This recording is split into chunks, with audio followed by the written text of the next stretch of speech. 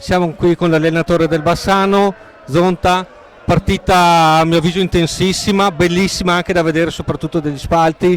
Che partita è stata dal vostro punto di vista? Una partita che abbiamo perso, sì, condivido che è stata una partita intensa, molto equilibrata e il Vadagno è stato bravo a approfittare dei nostri errori e quindi l'ha fatta sua.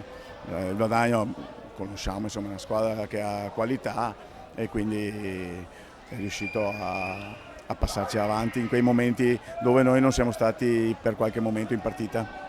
La stagione per voi come sta andando, come proseguirà? La stagione è iniziata male perché la classifica è questa. Noi dobbiamo assolutamente pensare a portare a casa la classifica della salvezza, perché in questo momento questi siamo.